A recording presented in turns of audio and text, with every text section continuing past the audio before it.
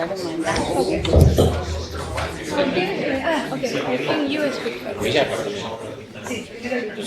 No, quédate acá.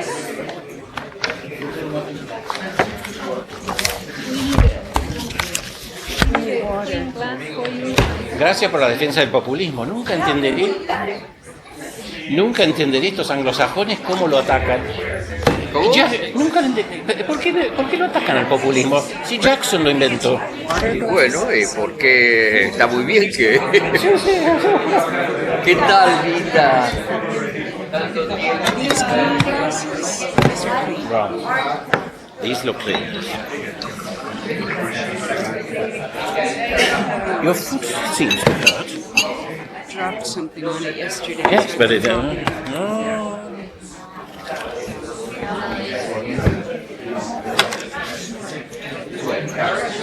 We never thought that Macron would turn up because not having invited him because of the time constraints, we thought, well, he won't deign to turn up, but he did.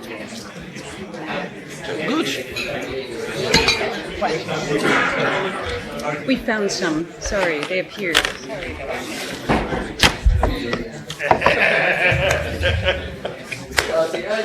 See, look at my beautiful... No, the circle. Tuvo hit del debate. ¿Qué? Tuvo hit del debate. ¿Estarán enojados de todo de la embajada o no? Sí, claro. ¿Están enojados? Sí, porque... ¿Qué pensaron? ¿Que iba a ser un...?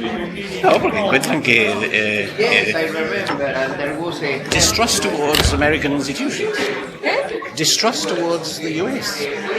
Ay, pero Sachi, nosotros no somos gringos. Bueno, ahora Lee va a compensar. Who knows? So we are starting the session.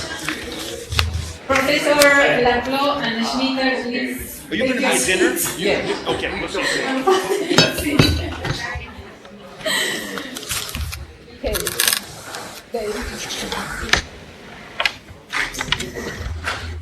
Well, it was a very interesting discussion and many more questions to come.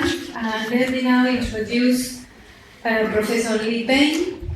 She is a professor of sociology of Latin America and director of the Latin American Center at St. Anthony's College at the University of Oxford. Previously, she was a professor of political science at Madison, Wisconsin. And she is the author of the award-winning book Unsettling Accounts, Neither Truth Nor Reconciliation in Confessions of State Violence. And Lee is an expert on transitional justice. So, welcome. Thank you.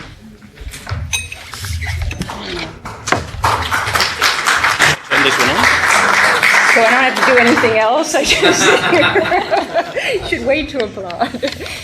Well, thank you, everybody, for coming. This is a very nice turnout. And thank you, Scott and Gabriela, for organizing to the embassy. And this sounds like it's got some feedback, for coming and participating. And I also, my colleague, Tim Power from... I'll get it. Okay. From the Brazil Studies program, wanted to make sure I passed out some announcements for Brazil events that are about to occur. So please pick these up. A little ad for the Latin American Center at Oxford. Okay, so the task that was given to us is to talk about the challenges and the achievements of democracy, the 30 years of democracy since the transition. And since what I work on is transitional justice, this was an easy task because it's, it is one of this, I would say Argentina is a leader in transitional justice and surpassed every other country, not just in the Americas, but in the world, for dealing with past human rights atrocities. But there are also some challenges, and so I want to get into some of those challenges in the second part of the talk. Argentina hasn't turned out to be so much a model for transitional justice because very few countries, I'd say no countries, have followed the depth and the breadth of the transitional justice mechanisms and uses that Argentina have made. Instead of calling it a model, I would say it was an innovator and even something of an outlier in terms of transitional justice in the world. I mean, I'll just give you a couple of examples from, we created a database on transitional justice around the world, and we now know that Argentina created the first truth commission that's disputed by some, but the earlier two in Bolivia and Uganda don't comply with some of the definitions of truth commission. And it also, as Ambassador Castro said, created this world-famous forensic team and the DNA database for the grandchildren of the disappeared. These are innovations that haven't been followed, at least not in depth, in every country of the world, and in very few of them. Of course, putting the generals on trial, it was an innovation, and now we can talk about heads of state being put on trial, which we couldn't have talked about at that time. Argentina also has more guilty verdicts for past human rights violations than any other country in the world.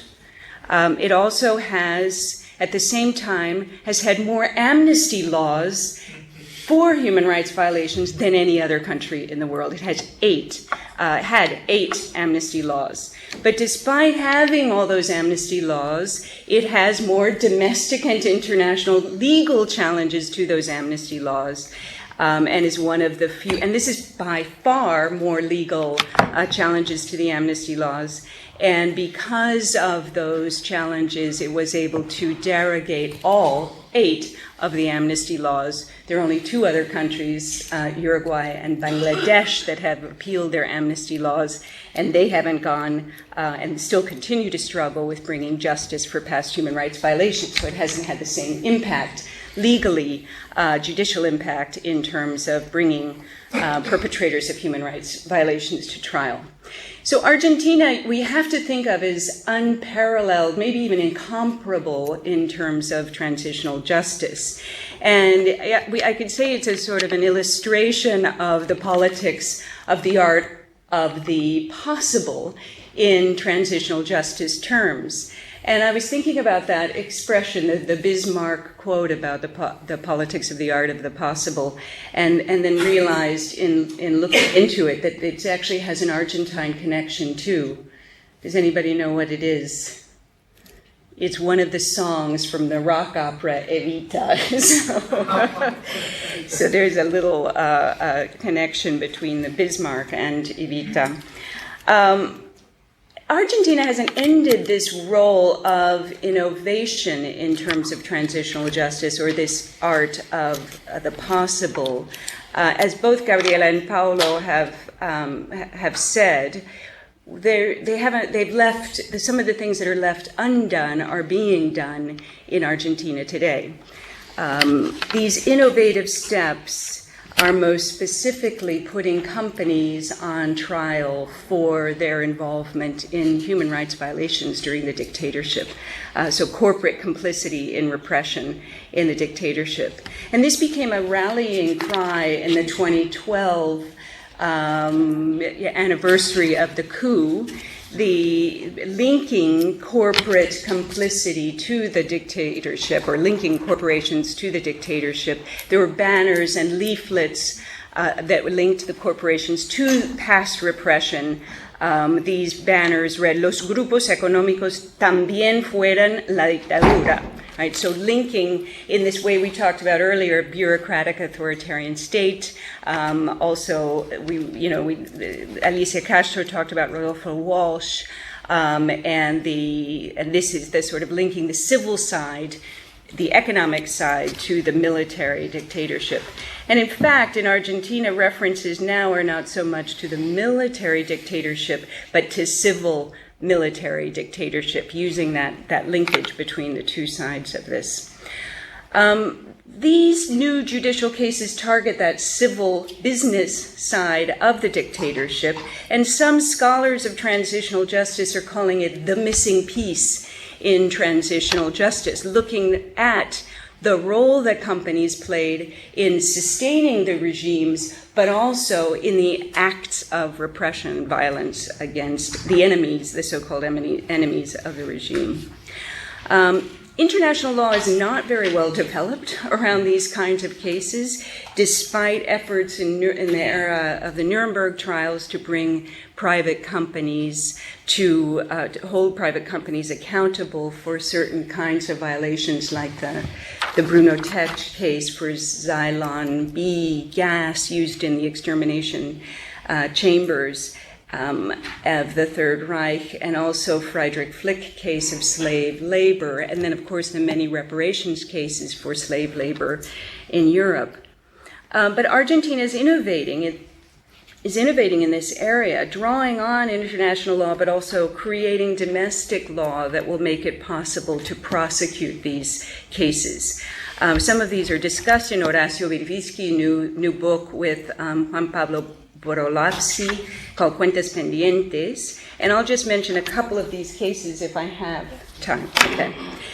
Probably the most controversial of these cases is the Papel Prensa case, which begins in the death in 1976 of the owner of Papel Prensa, David Gaiver, and he was linked to the Montoneros. He died in an airplane crash, despite the time period. But then his wife and his partners were abducted and tortured by the dictatorship, and it appears that they were forced to sign over the firm to a company who eventually sold those concerns to a consortium, La Nación, Clarín, and La Razón. There is a lot unknown about this case. There are a lot of allegations and there are lots of back and forths on it. For some, it is a clear case of state terror to control the media and to control those owners of a media that could be, or the means of producing information that contradicted the regime. But for others, this is another battle in the Clarín-Kirchner war. In that latter group, there are those who fear that the discovery of a number of documents in the Air Force headquarters, just a month ago, and many of them are on the Papel Prensa case, are going to be tampered with before they're released to the public. It's not clear that this is the case, but there's a lot that's not clear about the Papel Prensa case. It is generating a lot of controversy. There's also the Ford Motor Corporation, the Ford Motor Company. This isn't a new case, but it was reinstated in May of 2013, and 3 former executives from Ford have been charged with crimes against humanity for handing over the names, the ID numbers, the pictures, and home addresses of those workers, that 24 unionized workers who were then seized on the factory floor and tortured. And these 3 former executives are now under house arrest. There's the Ledesma case, the sugar mill case, that began just in 2012, where Ledesma provided trucks to the army used in the kidnapping of 400 workers, students, and professionals in the so-called Noche del Apagón between the 20th and 27th of July 1976. 4 police have been detained for their involvement in that repression of that night, and 2 company officials have been indicted, and they've been banned from leaving the country until the case is resolved. Asindar is one of the cases that's maybe perhaps the most interesting based on our conversations earlier today. It is a case that predates the 76 coup, and in that sense has been part of the Triple A case that's ongoing, so the Argentine anti-communist alliance that predated the coup, because of what was going on in Asindar during that time. Specifically, it was owned by the subsequent Minister of the Economy, which we talked about earlier, Martínez de Toros. He, in testimony from some of the security forces that were working with Martínez de Toros, he paid each one of them $100 for being involved in what became the arrest, the kidnapping of union leaders, and even the creation of the first clandestine detention center within the firm. So that is one of the cases that is likely, I would guess, to go the furthest. But of course, he died earlier this year, so he probably won't see any justice for this case. There's the case of Techint, which is another example of a company creating a clandestine detention center within or connected to at least the firm, and so-called undesirable workers, or obreros indeseables, were held. This so far is a civil action rather than a criminal one. Mercedes-Benz, this case began in Argentine courts, but now it seems to have been moved to the U.S. courts, and again, another case of blacklisting workers. There is also Atarsa, which was a case that happened on the day of the coup, when rebel workers were picked up using army tanks, assault vehicles, helicopters at this shipyard. There's a case that's pending about private foreign banks. This was brought by two children of the disappeared, accusing the banks of financing the repression that disappeared their parents. It could potentially involve 17 foreign banks, private foreign banks, but it appears to have been shelved recently while the appropriate jurisdiction and the appropriate laws will be applied. The purpose of these investigations and this possible criminal or civil action against these companies is not only to bring the truth about this linkage between companies and the dictatorship and to bring them also to justice, but also to compensate victims. This is also a case of trying to comply with international human rights laws and norms, but I'd say to also advance those human rights laws and norms, and to establish institutional reforms in Argentina to guarantee the non-repetition of these kinds of crimes. But they're extremely controversial, these cases of corporate complicity. It's not surprising because all of these cases of human rights trials have been controversial everywhere, wherever they've occurred.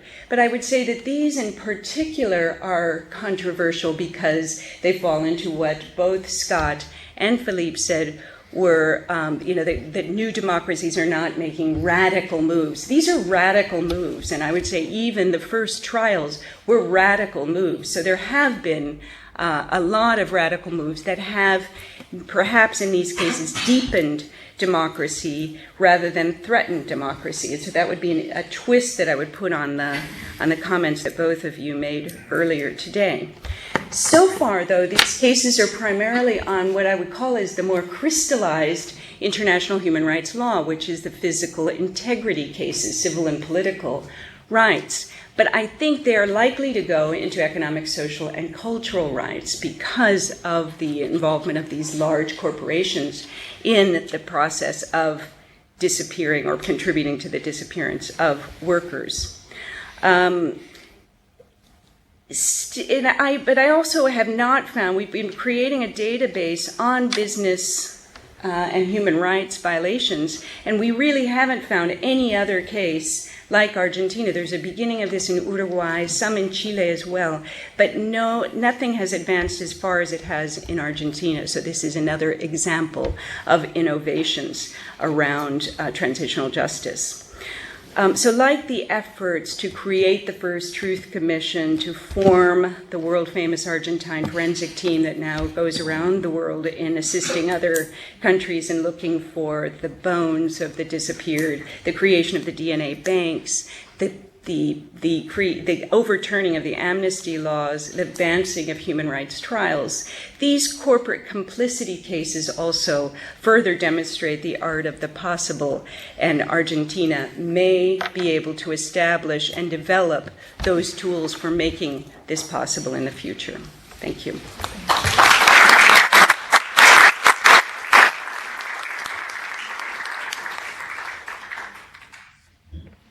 Thank you, Lee. And let me introduce now our last speaker, and then we will turn to Tiffany Barnes. She has a very interesting research about women in politics in Argentina, so she will be speaking from today.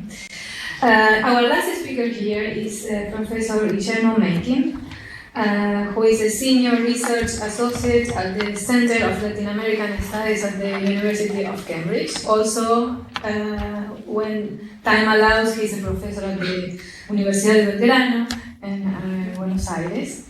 And he's been doing some work comparing institutional and political development during these 30 years of democracy in Argentina. He has written widely also on the Malvinas situation, and he is the author of Presidencialismo y Parlamentarismo, un estudio del caso británico. Thank you, Gabriela. Does this work? Yes. Well, thank you very much, both to the University of Notre Dame and the Kellogg Institute, Gabriela and Scott, for organizing this, and all of you for coming. I hope not to bore you to sleep. I propose to study or to focus on some of the institutional changes, and the material I use for that are a series of interviews I've carried out in waves, that is, whenever I have a chance and time to go to Argentina, to interview people who have been cabinet ministers, former presidents, and sometimes some of these monsters. I've interviewed Masera in his pajamas. It's interesting to talk to these people because it allows you to see not only that democracy, which is one of the concepts we have to talk about, is a journey, as John Donne says, and something that we muddle through. And why should Argentina be different? We have something that we hold on to very dearly and strongly, but something that we admit needs to improve. The O'Donnell's contribution is extremely important because it's a bellwether. That is, when he talked about bureaucratic authoritarianism, it was because that's what was around. When he talked about transitions, that is because it was in the air. And delegative democracy because, well, it did show up, but we're moving out of it very quickly, and that is the thrust of what I'm saying. Mainwaring and Scully's work in 2010 was to me very suggestive in terms of interviewing the political actors because, a lot has to be updated about economic performance, and I'm going to give some data that I think we all need to reflect on this. But the Washington consensus, or the Argentine take on it in Argentina, was an unmitigated disaster. But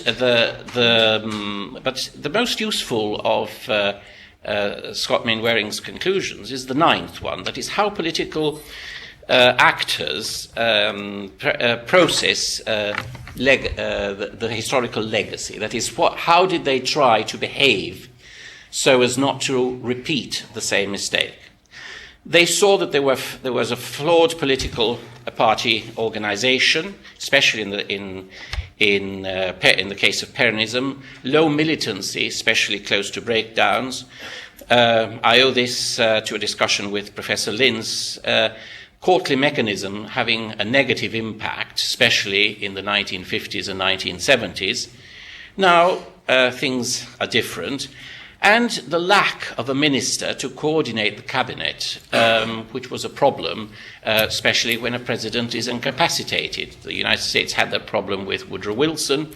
Argentina had it with Isabel Perón, not only because she was ill, but also because she was, well, not well equipped mentally to deal with the problems she was presented with. And the rigidity of the presidential system. So let's see how the political actors have dealt with these problems.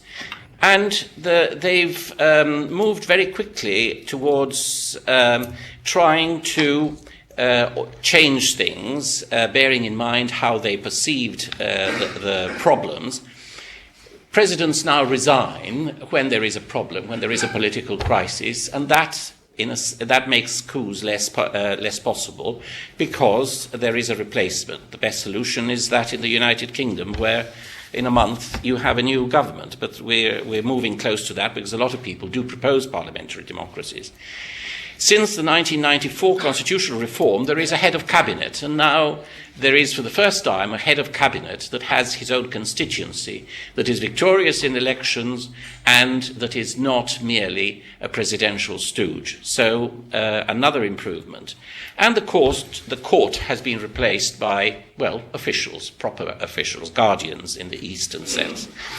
And the most momentous change, and the one I want to focus on, and that is the primaries. That is the holding of primaries now obligatory by law. Peronism was notably unwilling to hold elections in the past because it was a charismatic party, and Perón, as he told the first man that he asked to reorganize the coalition that had won in 1946, they met after about a year, everything had failed. Everybody blamed Guardo. Guardo stayed in the room and asked Perón, ¿Cuál es el problema? Me extraña, Giovinotto, he said, because he used to call him young man, que no tenga tanto olfato político. Soy yo el problema. Yo no quiero un partido político. But he used to talk a lot about institutionalization, of course, but practice, no. Clases magistrales, sí, pero democracia, no. There was another kind of democracy in terms of social measures. But he noticed the problem in 1955, Perón, that is, because when the failed coup of 16th of June 1955 took place, he asked Albrieu, who was the minister who was the chair of the Chamber of Deputies, to come over and become Minister for the Interior, getting rid of Borlenghi, who had been minister for such a long time. Borlenghi wanted to open the radios to the opposition, revive or give some kind of life to the to justicialismo. And for example, in Buenos Aires, John William Cook was appointed as interventor. Was not elected, it was appointed, and he sent Marcos and luego Marcino to visit all the unidades básicas. What did he find? Empty buildings. Nobody turned up. Everybody was afraid. The same happened in 1976. After 18 years of proscription, Robledo tells me that there were no the party was deformed by proscription. So the Kirchner proposal in 2001 was to end the crisis of participation is these PASO. And for the first time, we have a political party that had been reluctant, or more movimiento that was reluctant to move into democratic internal practices, now forced to do it because of its own reform and legal framework, but also welcoming it through its most important leaders, not only the president, but the governors. So we are faced with a very different kind of democracy. That is, we may still have remnants of a delegative democracy, but we've moved away. There's bipartisanship that has gone. It's become that we now have a hegemonic party that determines selections by primaries, an opposition that is an archipelago, And the weak state of 2003 has become an interventionist and regulatory state. Gini numbers have changed, 20% drop.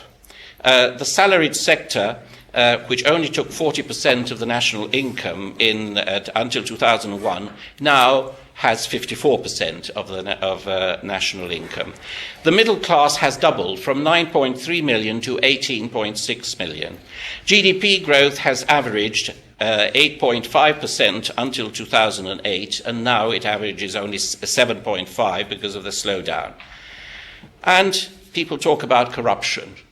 What about the cut in national income as a consequence of the economic policies of authoritarian regimes? Just to give you an example, between 1975 and 77, as Ambassador Castro mentioned, they were cut from 43% of the national income to 25%. That is corruption.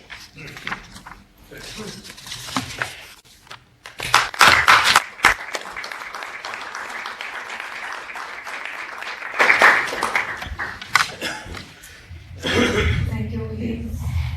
So let me now turn to Notre Dame and our patient moderator there, Professor Tiffany Barnes.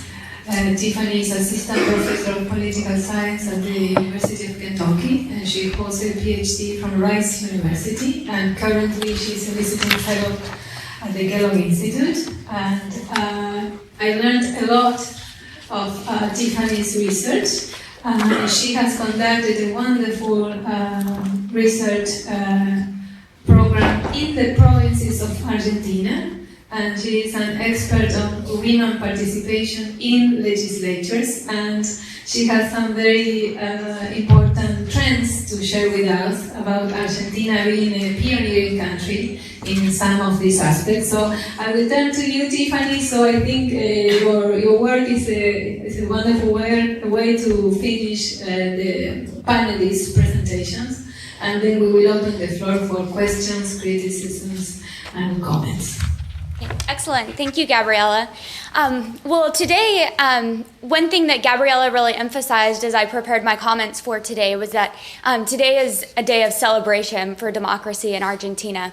And so I just wanted to take the opportunity to draw attention to one area in which Argentina's democracy has really flourished over the last 30 years. So in particular, over the last 30 years of democracy in Argentina, we've seen major increases in women's access to political office. Beginning in the 1983 election that marked the restoration of democracy in Argentina, only 11 women were elected to the National Congress. That's less than 5% of seats in Congress, and only 4 women were elected to the National Senate. These trends were consistent with trends of women's representation at the provincial level across Argentina. So similar to the national level, women were vastly underrepresented in provincial level legislatures. We saw a low of women holding 0% of seats in the Salta Senate, Santa Cruz, and San Luis, to a high of only 13% in the Cordoba House and Senate, Chaco, and San Juan. So numerically, after the transition to democracy, women were underrepresented across Argentina at all levels of government. And this vast underrepresentation of women attracted considerable attention from women's organizations and grassroots movements in Argentina. So over the course of the 1980s, women in Argentina mobilized and began to pressure the national government to take action in increasing women's numeric representation in decision-making bodies. In November of 1989, Margarita de Toros, an Argentine legislator from the UCR of Mendoza, introduced legislation that would require female members of Congress. And so within only a few days of the introduction of this legislation, a cross-partisan alliance of female deputies formed to introduce similar legislation to demonstrate cross-partisan support for the initiative. After considerable debate, the bill was passed into law on November 6th of 1991. So at this point in time, Argentina became the first country in the world to adopt a legislative gender quota. A gender quota is simply an electoral law that is designed to increase women's numeric representation in political office. So while the initial implementation of gender quotas in the Argentine Congress wasn't perfect, it led to immediate gains in women's numeric representation. The first election under the new gender quota law in 1993 resulted in sizable increases in women's numeric representation. Women rose from holding only 6% of seats prior to this election to 14% of seats after the election. And by 1995, women held 25% of seats in the Argentine National Congress. And one of the most remarkable things about the adoption of gender quotas at the national level in Argentina is that we quickly began to see this trend spreading across the provincial legislatures in Argentina. So in May of 1992, Santa Fe and La Rioja became the first Argentine provinces to adopt a legislative gender quota. Throughout the course of the 1990s, all but 2 provinces adopted a gender quota to improve women's representation at the provincial level in legislative bodies across Argentina. So as a result, women gained access to legislative posts in unprecedented proportions, holding between 25 and 35% of the seats in most provinces over the past decade. More recently, Jujuy and Entre Rios in 2010 and 2011, respectively, joined the other 21 provinces and the federal district in adopting a gender quota of their own. These gender quotas were first applied on the October 23rd elections in 2011 in Entre Rios and Jujuy. So as of today, every province in Argentina employs a gender quota to ensure women's access to provincial legislatures. Today at the national level, Argentina is one of the world's leaders in terms of women's numeric representation. Women comprise 37% of the seats in the Argentine National Congress and 39% of seats in the Argentine Senate. With this, Argentina ranks 18th worldwide for women's numeric representation in the national parliament, placing it well above many developed democracies across the world. Finally, with the election of Cristina Fernandez in 2007, Argentina became only the second country in Latin America to have a popularly elected female president. Suffice it to say, where many democracies struggle to incorporate women into decision-making bodies, Argentina has been at the forefront of women's numeric representation. The adoption of legislative gender quotas in the Argentine national government was the beginning of a worldwide trend. Today, over 50 countries have adopted legislative gender quotas in an effort to increase women's numeric representation. Nonetheless, Argentina continues to rank among the top 20 countries in the world when it comes to women's numeric representation in the national parliament. So, while there are still steps to be taken before women and men have equal access to power, today, after 30 years of democracy, these major strides in Argentina deserve recognition and celebration.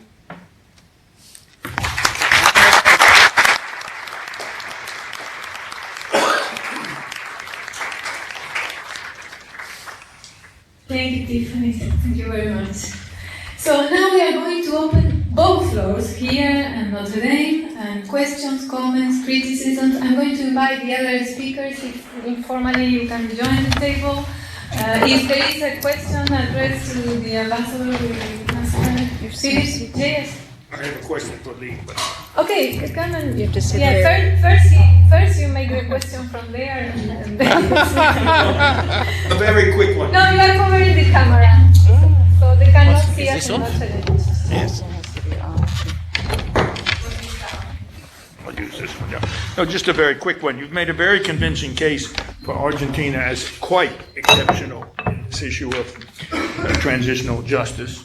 What are the exceptional conditions that made that possible?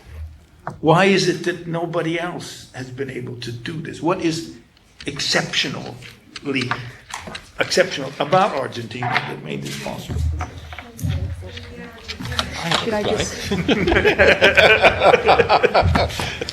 Wait a minute, you have to be defeated in war. Well, that helps. Okay, that helps. But I think that's in a sense, that may be, to abstract that a little bit, you have to not have spoilers, right? You have to not have a strong group of veto players that prevent this movement towards, is this on?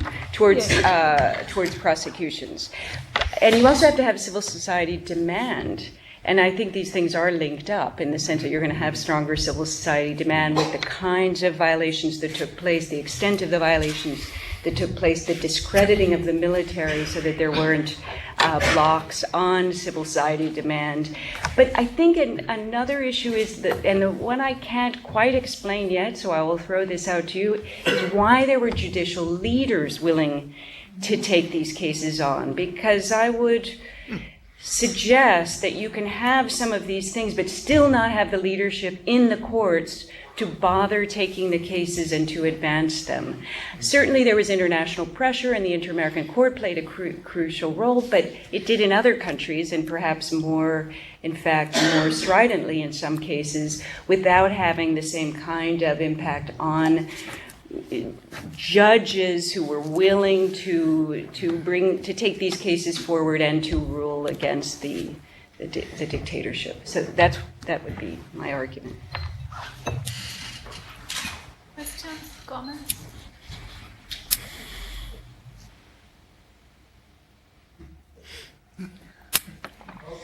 Okay.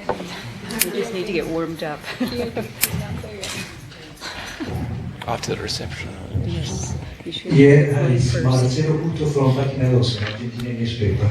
I'm going to talk as a journalist, and it's one question about the press, precisely. And I think the press presents for democracy a problem in a way. It's absolutely indispensable, unnegotiable, you need press freedom. At the same time, the press can set the agenda so much that it can endanger perhaps democracy itself. We saw it in Argentina historically when there were coups d'etats that were all preceded by a press setting agenda that was basically paving the way for a coup d'etat. And the same, in a way, not so serious, but the same is happening. For instance, we were talking about Venezuela previously, and Venezuela last year saw a 20% drop in poverty, which was hardly reported everywhere, and kind of, in Argentina not only, but in the world as well, democratic world, press freedom world.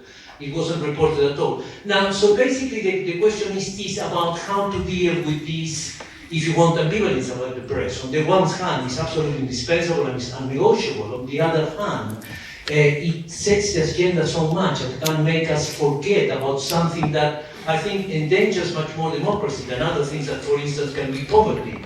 Poverty is being reduced in many countries, but it's not reported, so it's not part of the collective consciousness.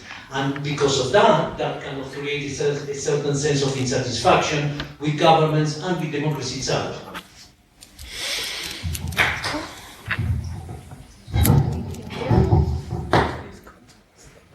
Wants to answer? I can offer something if you want. Okay, go ahead.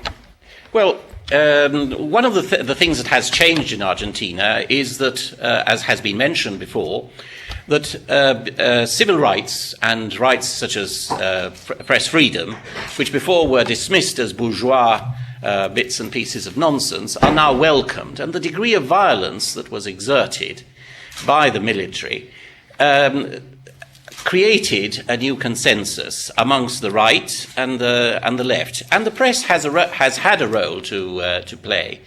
But people are not silly. People do understand when there is freedom of the press, but it isn't a freedom of the press that is open to everybody. It is freedom of the press to the people who run the newspapers. So the state has to regulate, and this is where I think Argentina has taken the right role.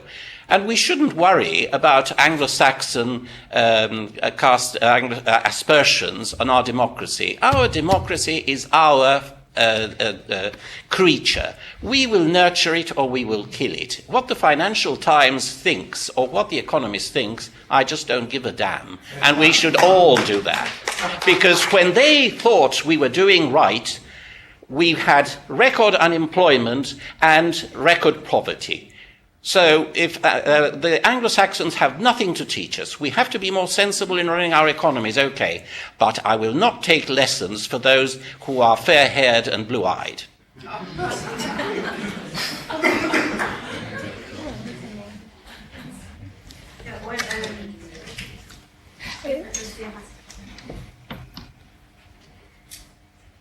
Very, very briefly, because I don't want to leave it without mention, the role that Abuelas de Plaza de Mayo and Madres de Plaza de Mayo had in the process of the search of the transitional justice and the Nunca Más. And what is extraordinary is that these people that have suffered so much, which children were tortured, violated, killed, they always and still now seeks justice and never revenge. So I think that there are many things that happened. Of course, it was not coming from one day to another. It was a long process, painful process, and it took all the activists that were left, all the activists that were left when those 30,000 people murdered were gone.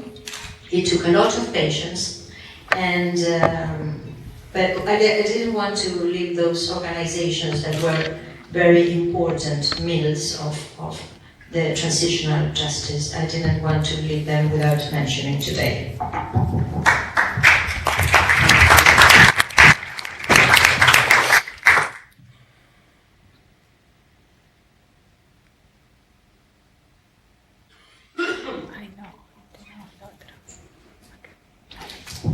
I'm Marcos Nino from the University of Cambridge and also from Argentina. And this question is mostly addressed to Lee Payne. And we have heard how Argentina played a significant path-breaking role in transitional justice. And I would be interested in hearing why it was afterwards that path was followed by other nations throughout the world. What made the example of Argentina so compelling that it was followed by so many nations afterwards? It wasn't. No. It wasn't. The initial trial of the juntas, the message taken away from that was don't put them on trial because then you'll end up with coup attempts like the cara pintada in Argentina. So the first lesson was a negative lesson. The first lesson about transitional justice was negative, and it took a long time to overcome that lesson.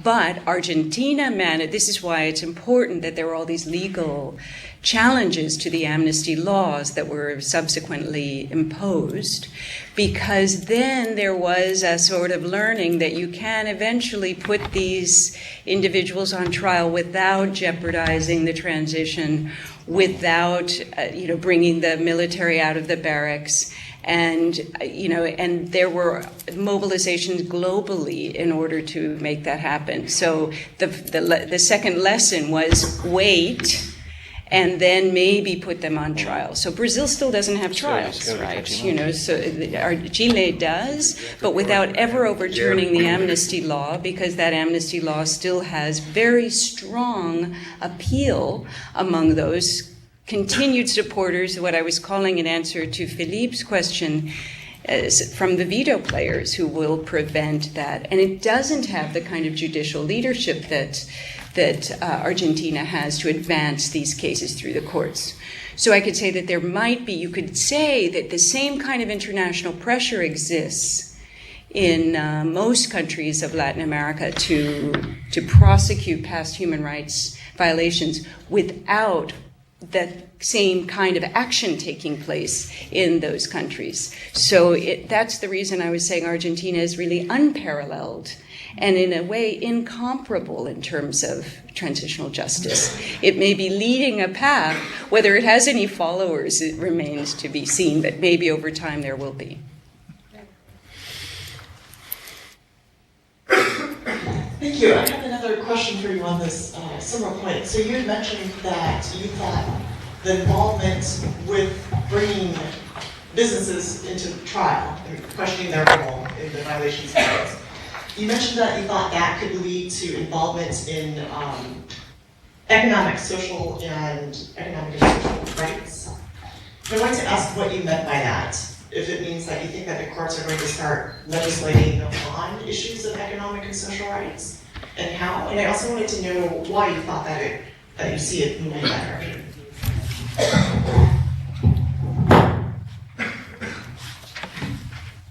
The reason, well, let's see, there are two parts to that. The reason why I think it will move in that direction is because this is where the world is kind of moving with human rights.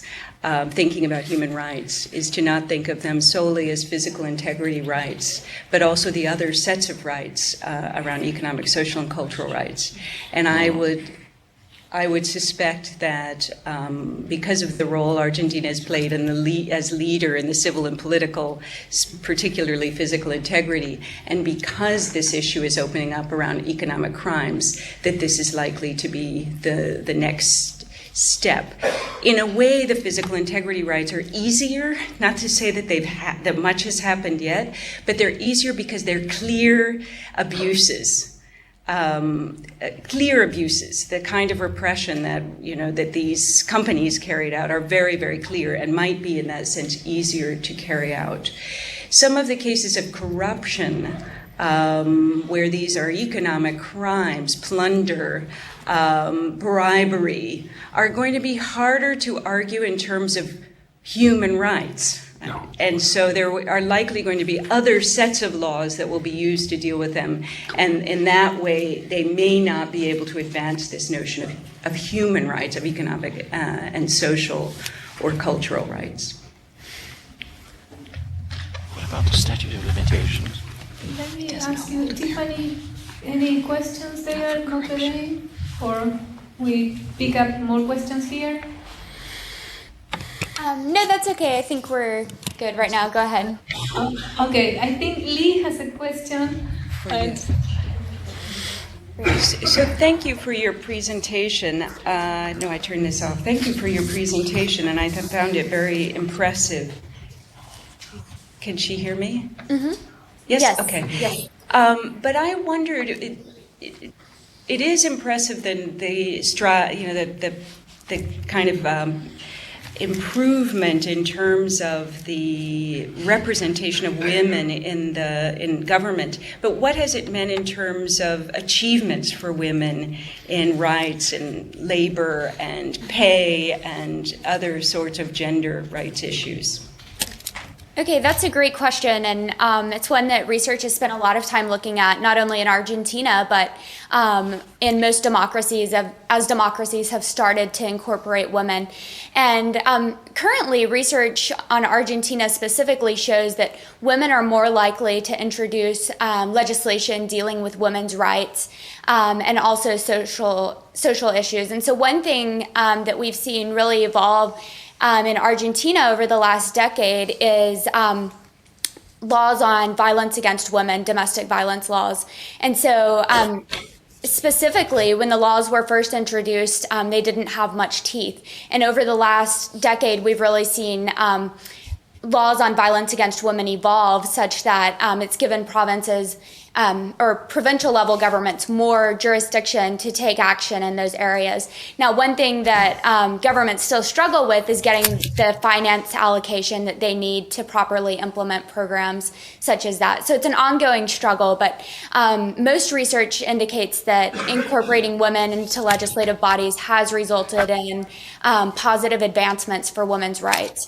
But again, it's an incremental process, and Argentina, like most democracies, still has a long way to go in terms of legislation. Mm.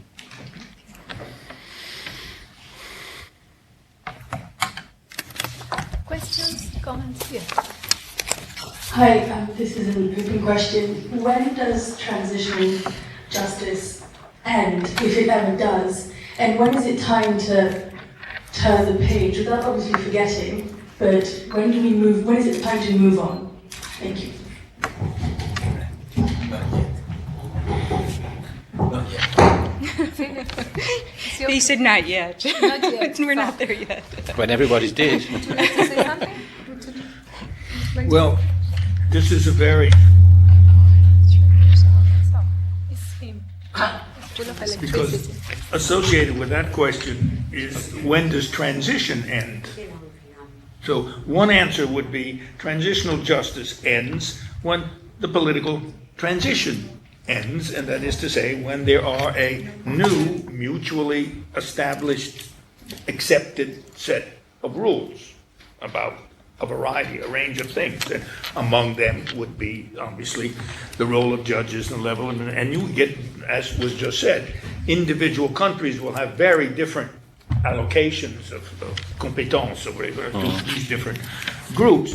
But so the simple answer is transitional justice ends when the transition ends. But then that doesn't answer the question, because when is the transition over? And as I just said, the present definition that we usually use is this question of the institutionalization of the rules of the game. And part of those rules of the game are the routine, accepted role played by courts and judicial interpretation, etc., and they are going to be different.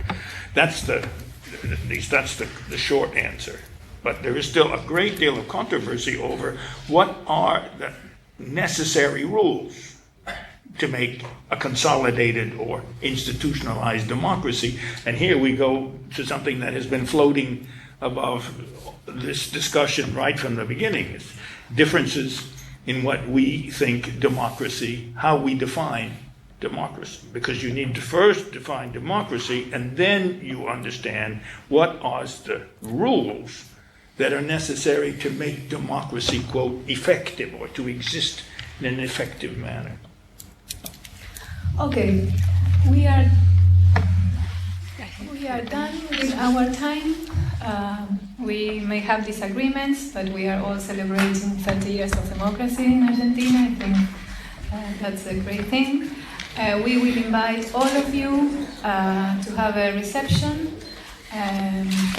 You can leave through the door back there. I want to thank Scott. I don't know if you want to say something. I do want to say something. First, I'd like to thank Charlotte and Emily, who were great in putting on this event.